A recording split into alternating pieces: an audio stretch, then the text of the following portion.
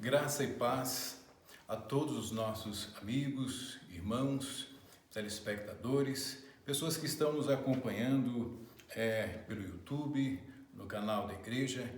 Que o Senhor Jesus seja sempre bênção na vossa vida. Bem, nós queremos dar continuidade àquilo que foi feito, aliás, no último estudo que o irmão Alex nos trouxe, professor Alex, e nós queremos dar a continuidade.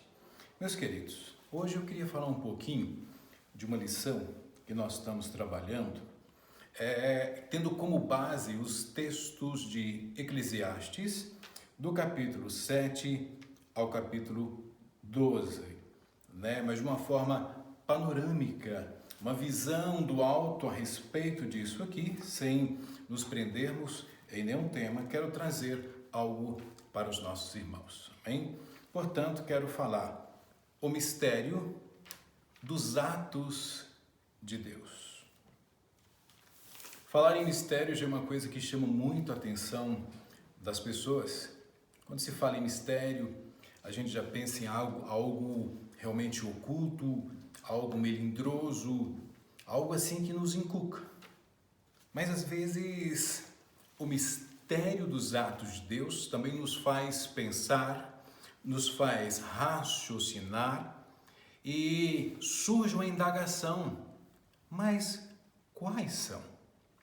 Dentre, ou pelo menos no texto que nós queremos falar um pouquinho, vamos falar de Eclesiastes, Nós tivemos aí Salomão nos trazendo algumas de suas experiências, e essas experiências também inspiradas, trabalhadas pelo Espírito Santo, ela é a palavra de Deus para a minha, para a sua vida. Às vezes nós não compreendemos, mas o nosso Deus, ele tem um atributo incomunicável que se chama a soberania de Deus. Ele é soberano.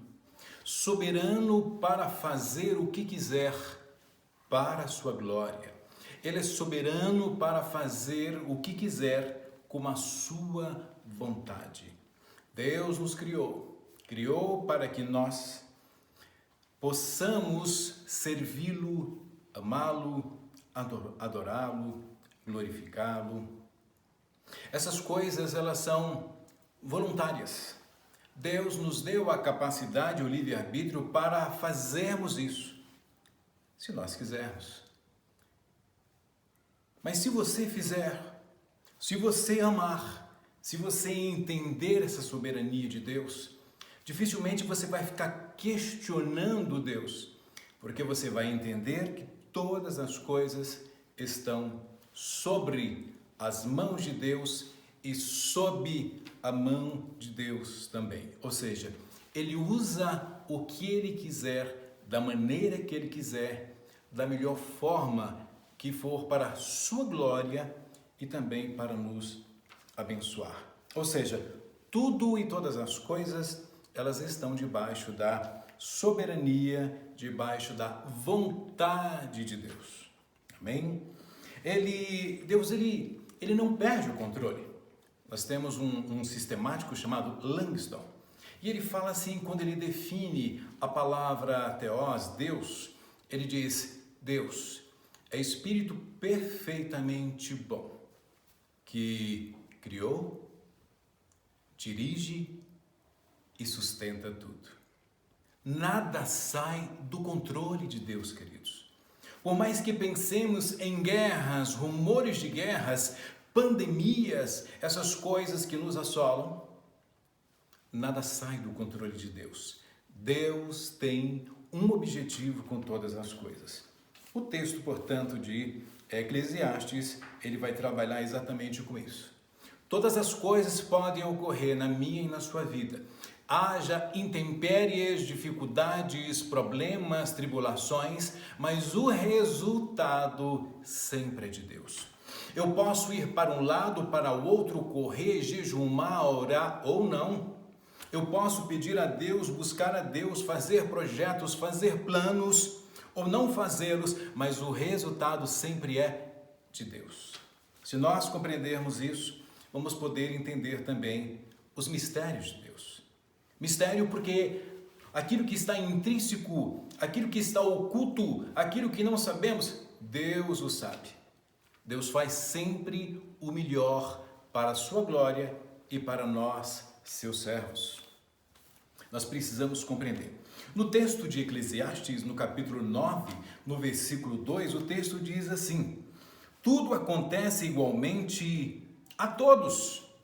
E aí ele diz: ao justo e ao ímpio, ao bom e ao mau, ao puro e ao impuro, ao que oferece sacrifícios e ao que não os oferece, ao bom e ao pecador, ao que faz juramentos e também ao que não faz. Por quê? Deus, Ele é soberano. Deus, Ele sabe de todas as coisas.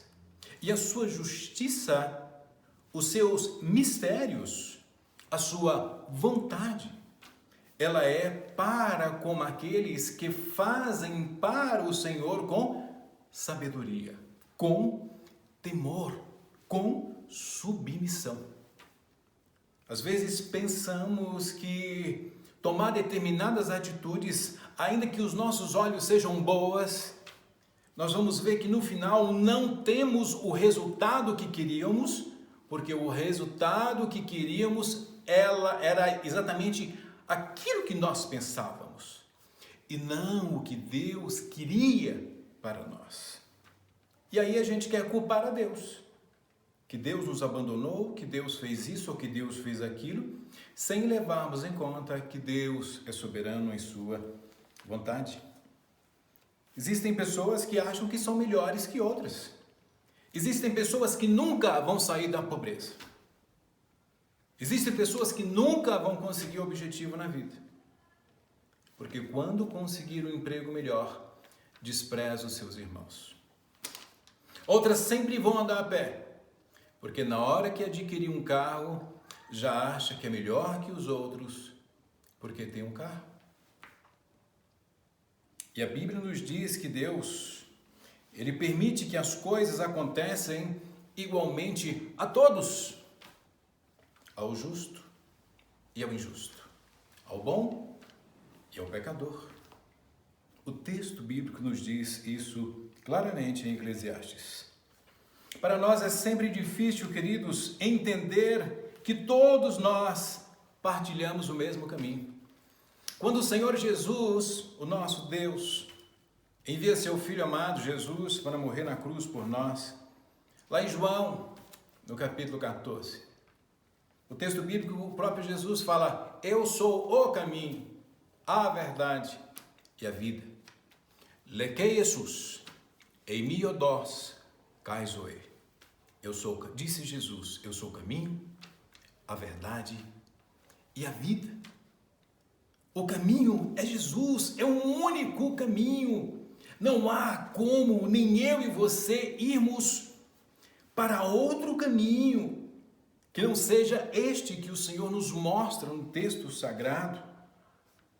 Não tem como um ser melhor que o outro, porque Deus não faz acepção de pessoas. E não existe melhores e piores no reino de Deus.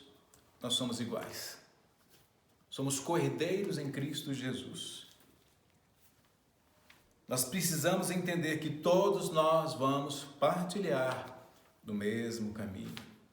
Iremos para o mesmo local, reino dos céus, assim acreditamos. Mas tem um detalhe, só Deus e somente Deus é quem sabe do futuro, do meu futuro, do seu futuro. Nós podemos colocar todas as coisas diante dele, orarmos e pedirmos a ele para fazer o melhor por mim, por você, por nós. Mas o resultado sempre é o de Deus. A vontade sempre é de Deus. O final sempre é o que Deus fez, o que Deus quer para mim e para você. Só tem um detalhe, queridos. O que vai distinguir do meu sucesso, do seu sucesso ou do nosso fracasso são as escolhas que nós fizemos. É a maneira como nós encararmos a vida. Nós podemos culpar as pessoas, culpar situações, jogar culpa nos problemas existencialistas cotidianos que nos apertam e falar, eu não quero mais viver. Ou então dizer, Senhor, muito obrigado por todas as coisas, porque Tu tens o controle de tudo. E temos êxito no final. Nós podemos fazer isso. Ou podemos simplesmente jogar tudo para o alto e dizer, eu não quero mais nada. Continuar culpando, continuar jogando a culpa nos outros, sendo que nós fizemos as escolhas. Queridos, é algo muito triste. Como pastor, o que eu tenho visto. Muita gente troca Jesus por um prato de lentilha. Muitas pessoas trocam Jesus por momentos prazerosos. Muitas pessoas desprezam o outro só pelo fato de sua cor, da sua maneira de falar, da sua maneira de agir. Às vezes existem determinados preconceitos para com seus irmãos cristãos dentro da própria igreja. E aí surgem grupos. Pessoas se acham melhores que outras. Mas nós precisamos entender, mais uma vez, nosso sucesso depende das escolhas que nós fizermos. Só o Senhor sabe. E aí, o que eu posso dizer é que, mediante essas nossas escolhas, nós vamos entender a causa do sofrimento na vida humana. E a gente vai ficar a questionar, por que Deus, se eu sou teu servo, se eu oro, se eu jejum, por que eu passo por isso ou por aquilo? Por que tem pandemia? Por que tem dificuldade? É exatamente aí o texto bíblico vai dizer. Tudo acontece igualmente a todos. Eclesiastes capítulo 9, versículo 2. Ao justo e ao ímpio, ao bom e ao mau, ao puro e ao impuro, ao que oferece sacrifícios e também àquele que não oferece. Ao bom e ao pecador, ao que faz juramentos e o que não faz. Não adianta eu querer uma justiça exacerbada para com o outro, ter uma vida de uma libertinagem ou uma vida de liberdade, mas lá no meu coração tem um sentimento muito ruim de orgulho. E às vezes eu desejo determinadas coisas para alguém ou para outros, achando que é justiça, quando na verdade é pura e simplesmente uma questão de orgulho pessoal. É simplesmente uma questão de orgulho mascarada em uma falsa justiça. Orgulho. O importante de tudo, meus queridos irmãos, quando nós falamos de sofrimento, Eclesiastes capítulo 7 e capítulo 8, é exatamente nós entendermos que o sofrimento, ele faz parte da vida humana. É disso que eu falo, pessoas que acham que são melhores que outras. Pessoas que acham que não podem passar pelas dificuldades, pelas situações, mas eu garanto que as situações, sejam elas de pandemias, tribulações, sofrimento, angústias, que o cristão passa, são testes. Como que nós estamos vivendo agora? É um teste. Uma pandemia tem feito com que pessoas se desesperem, cometam suicídio, pessoas acabam se separando de Cristo, se desviam, cometam divórcios, separações, lares destruídos. Isso é só um teste. Só um teste. E aí eu digo para você, meu querido irmão, o sofrimento, infelizmente, existem pessoas que não aceitam esta realidade. É uma realidade que nós estamos vivendo. Não tem como nós escondermos. Nós temos que segurar em Cristo e dizer, Cristo está comigo em qualquer situação. Foi o que eu disse no início. Deus tem o controle de tudo. Ele está com você em qualquer circunstância. Por isso que lugar do sofrimento na vida humana, às vezes nós não entendemos, não queremos. Nós podemos negar o sofrimento, a dificuldade, ou nós podemos simplesmente viver, aceitar e dizer obrigado, Senhor. Tem problemas e dificuldades, dores, mas Tu estás comigo. Tu não vai me abandonar. As escolhas, repito, as escolhas que fazemos, elas indicam para onde nós vamos. Às vezes outras pessoas acabam sofrendo. E vou dizer por quê. Muitos sofrem porque elas trazem sobre si situações que elas não podem carregar. Cargas que elas não conseguem carregar. Mas aceitam determinadas cargas e situações porque acham que no final hão de receber aquilo que elas almejam. É quando o texto chama de sacrifício de tolo. O Senhor quer de mim e de você uma vida de obediência. Obediência. Obediência. Eu não posso ser exageradamente, como diz o texto, justo, sábio. Colocar uma carga emocional sobre mim, algo que eu não consiga carregar, para além daquilo que eu consigo. Às vezes não compreendemos. Lá no capítulo 7 de Eclesiastes, versículo 16. Infelizmente, as pessoas estão apenas se enganando, se sobrecarregando. Nós temos que encarar uma coisa, que a vida e a morte, a dor, a alegria, elas fazem parte do meu e do seu viver. E a maneira, as escolhas que eu faço, que você faz, essa é uma maneira que eu me utilizo para encarar isso como realidade. Se eu a utilizo com a sabedoria que eu preciso, que só Deus pode dar, o que eu ganho é aprender com o sofrimento e com essas lições a ter uma vida melhor. Eu ganho olhando para trás e vendo que, embora eu tenha passado por tantas situações, Deus nunca me abandonou, nunca vai te abandonar. E lá na frente vamos olhar para trás e falar: sou mais que vencedor mesmo. Eu venci. Já, pandemias, essa coisa toda vai acabar. Você vai poder olhar para trás, levantar a bandeira como vencedor, ou se sentir um derrotado. Isso é um motivo de alegria. Eu sei que virão coisas piores. E é por isso que eu estou garantindo para os irmãos que isso é um teste. Outras coisas virão.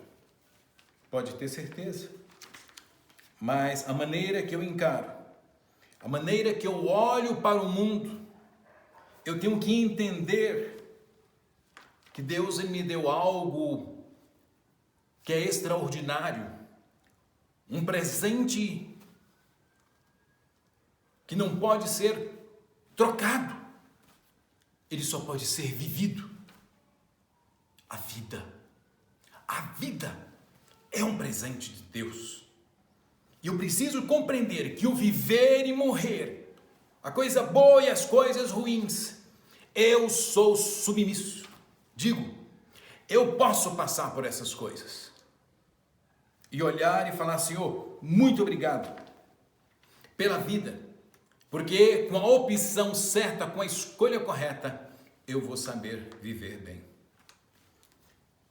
E aí alguém poderia dizer: mas existe outro, pastor, o mistério da vontade de Deus. A vontade de Deus. Será que nós compreendemos totalmente a vontade de Deus? Se o próprio texto diz que o mistério dos atos, Deus não pensa como eu e você pensamos. Deus não age como eu e você agimos. Os pensamentos de Deus, são diferentes dos nossos. Deus ele tem sempre em mente, de acordo com os textos bíblicos, primeiro, a sua glória e o amor para comigo e para com você. E Deus, ele tem o controle de todas as coisas, a natureza e tudo, exatamente para poder modificar até a natureza, fazer com que não chova ou chova, para atender a minha ou a sua oração, o seu ou o meu clamor, porque ele é soberano. É a vontade de Deus. Nós oramos e falamos, Deus, não chova.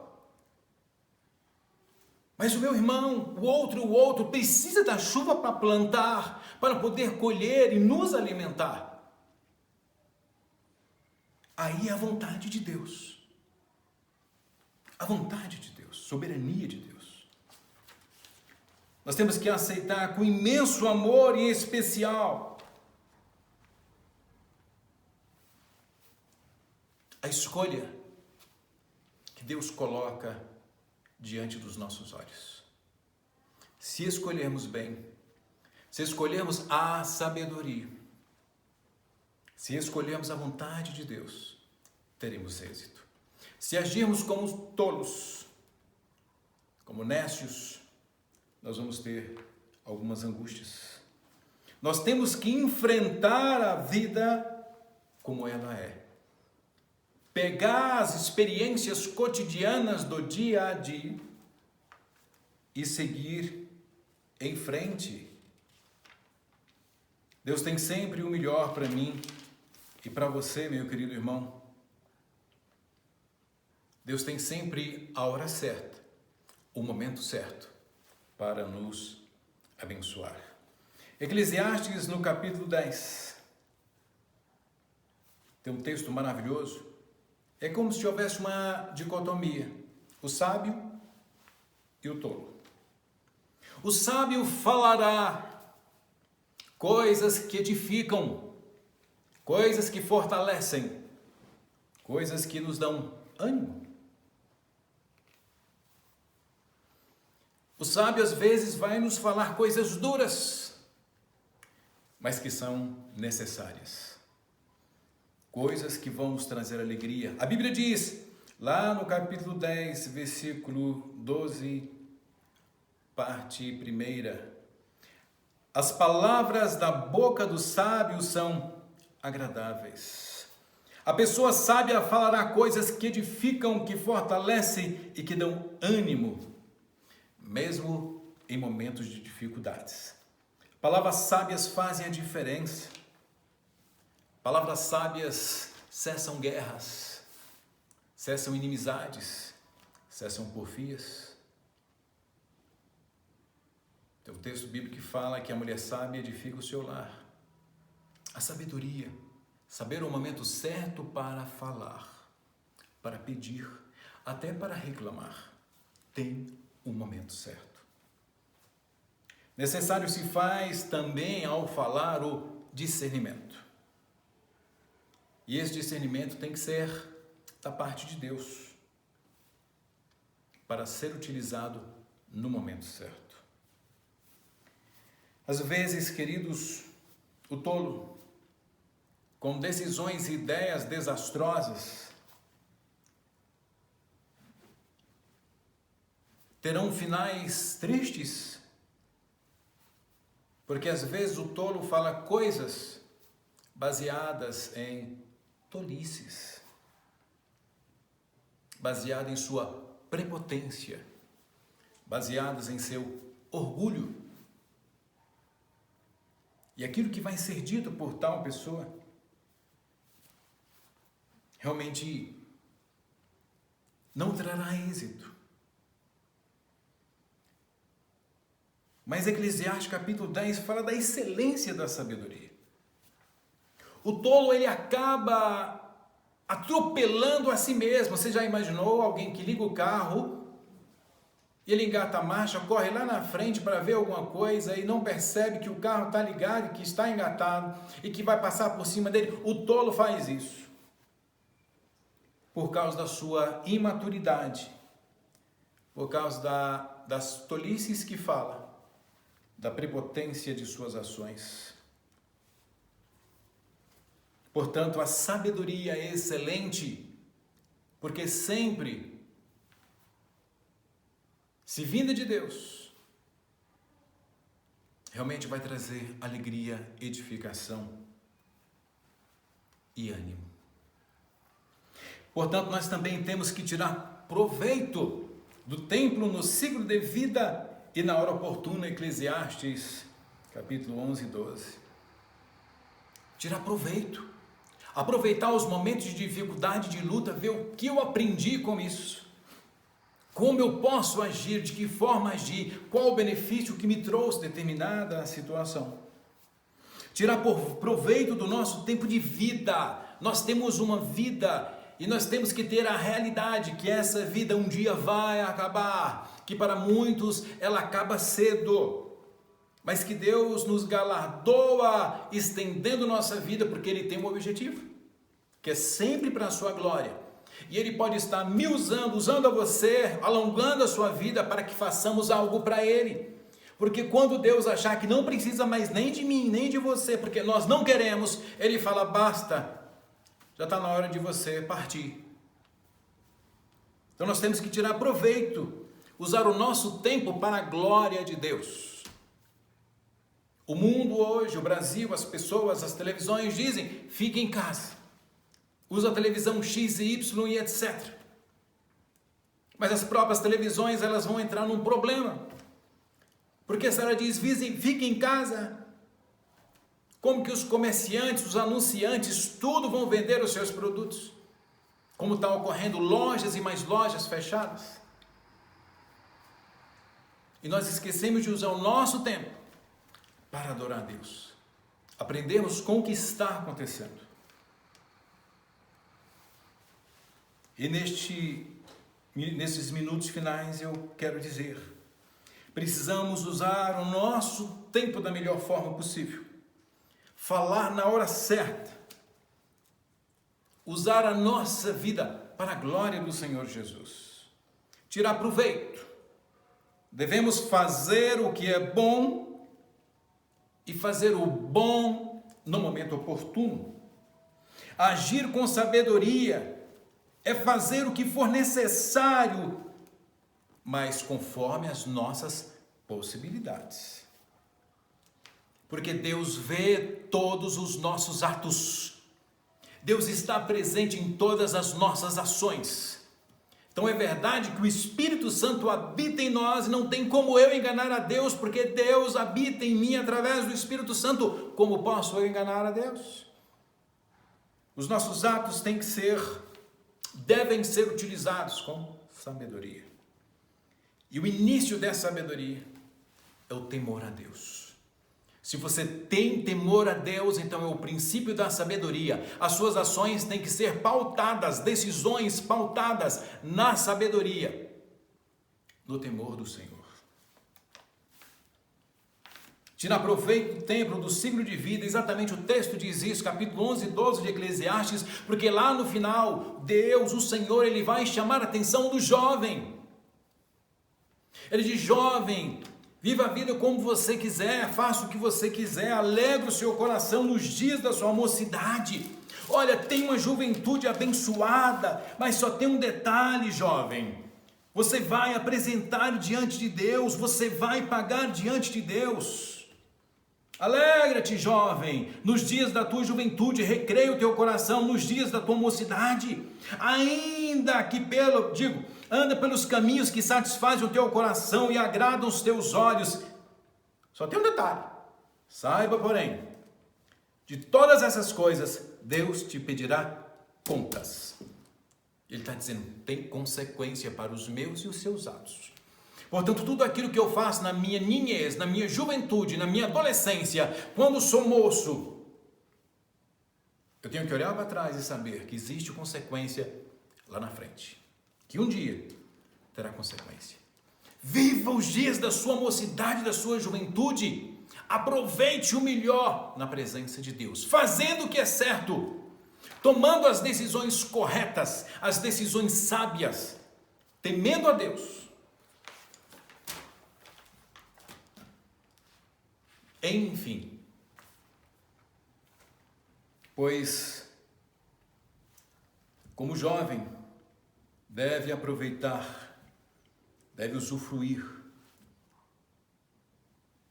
Lá na velhice ele poderá colher alegrias, tristezas ou angústias.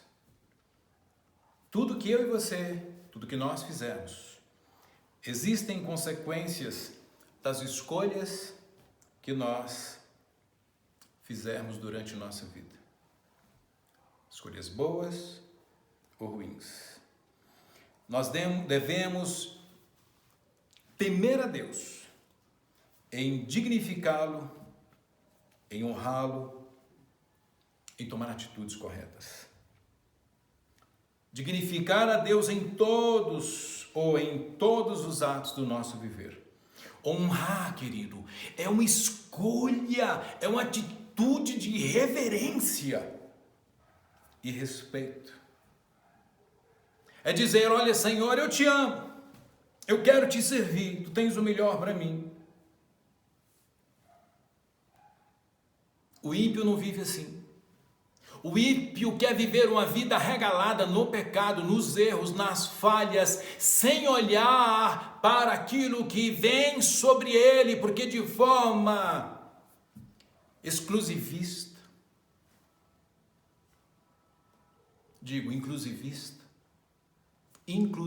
aliás, ele acha que Deus não vai pesar a mão, que Deus não vai castigar, que não vai acontecer nada e que ele pode ter uma vida de liberdade, fazer o que quiser, que as suas escolhas podem ser ruins. Escolhas que vão levá-lo à morte. Ele acha que ainda assim Deus não vai fazer nada. O ímpio não vive. Ele tem prazer em pecar. Amar essa cultura, a cultura do mundo, fazer aquilo que agrada o mundo e tudo aquilo que o mundo oferece. E eu digo, para terminar, querido, devemos honrar a Deus com as nossas escolhas e atitudes, dignificá-lo, vivermos a vida, a presença de Deus, usufruirmos da vida como o melhor que nós podemos fazer. Amém? Desejo a todos vocês que tenham uma vida abençoada, protegida por Deus, guiado por Deus. Que seja bênção a sua vida, que seja bênção a sua família. Viva a sua vida na presença de Deus. A vida é um dom gratuito que o Senhor nos deu para vivermos ou para vivê-la da melhor forma que pudermos em sua presença. Que Deus o abençoe. Sou o pastor Isaías e nós iremos continuar com o texto que virá na próxima sexta-feira. Amém? Deus te abençoe.